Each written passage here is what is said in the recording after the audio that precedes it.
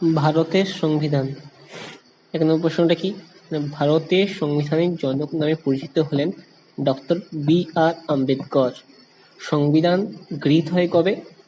1949 সালের 26শে নভেম্বর। কিন্তু যখন কার্যকর কখন হয়? 1950 সালের 26শে জানুয়ারি। আর ২য় নম্বর কোশ্চেনটা কি বলেন? মৌলিক অধিকার নয় কোনটা? মৌলিক অধিকার নয় হলো সম্পত্তির অধিকার, লিগাল রাইট। এটা মৌলিক অধিকার আমাদের 7টা ছিল, কিন্তু এখন কটা আছে? না, এখন আছে 6টা। কোনটা বাদ গেছে? আর্টিকেল গেছে 1978 সালের 44 নম্বর অ্যামেন্ডমেন্ট দ্বারা আর্টিকেল 3A পার্ট নাম্বার, এটা এখন যুক্ত আছে 6 নম্বর পার্টটা। আগে কি ছিল? পার্ট, এখন যেটা আছে পার্ট 3 আর্টিকেল 12 থেকে 35। তো মৌলিক অধিকার আছে আর্টিকেল নাম্বার 12 থেকে 35-এ। 3 নম্বর কোশ্চেনটা কি? সকল নাগরিকের বাক স্বাধীনতা ও মত প্রকাশের অধিকার ভারতীয় সংবিধানে নিশ্চিত করা হয়েছে। ধারা নাম্বার কোন ধারায় আছে? ধারা নাম্বার 19 নম্বর অনুচ্ছেদে। আর ধারা 23 আর ধারা 23-24 কি আছে? শোষণের বিরুদ্ধে অধিকার, শোষণের যুদ্ধে অধিকার আছে ধারা 23-24-এ।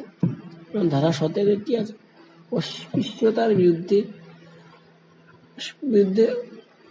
বাতিল, অস্পৃশ্যতাকে বাতিল করা হচ্ছে। এটাকে ধারা নম্বর 17।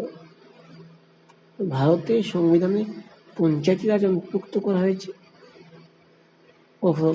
স্থায়িত্ব শাসন ব্যবস্থা 1992 সালে 73 নম্বর অ্যামেন্ডমেন্টে।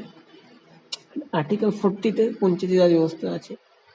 অর্গানাইজেশন অফ ভিলেজ পঞ্চায়েত 11 নম্বর শিডিউল। এটা কখন কে করেছিল? 1957 সালে বলবৌ বাই মেহতা কমিটি। এটা কোন পঞ্চায়েত ব্যবস্থা? আমাদের কি সিস্টেম? ত্রিস্তরীয় গ্রাম পঞ্চায়েত বা গ্রাম সভা, পঞ্চায়েত সমিতি আর জেলা পরিষদ। আর জানা যাবে ভালো, প্রথম স্টেট হিসাবে রাজস্থান পঞ্চায়েতি রাজ ব্যবস্থা শুরু করে। নাগর জেলা, তার নাম নাগর জেলা, 1959 সালে।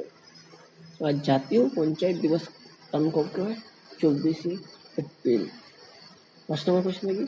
সংবিধানে খসড়া কমিটি গঠন হয় 1947 সালে 29শে আগস্ট।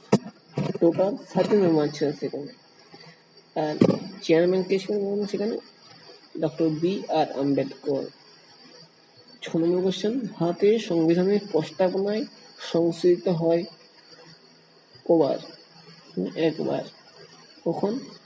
প্রস্তাবনা শুধু সংশোধিত হয়, বাদ দিয়ে অ্যামেন্ডমেন্ট হয়েছে, কিন্তু প্রস্তাবনা সংশোধিত হয় শুধু একবারই, 1976 সালের 42 নম্বর অ্যামেন্ডমেন্টে। 3টি নতুন, কি পরিবর্তন করা হয়েছিল? 3টি নতুন অধ্যায় নয়, 3টি নতুন শব্দ সংযোজিত হয়। ধর্মনিরপেক্ষতা, সমাজতান্ত্রিক সংহতি।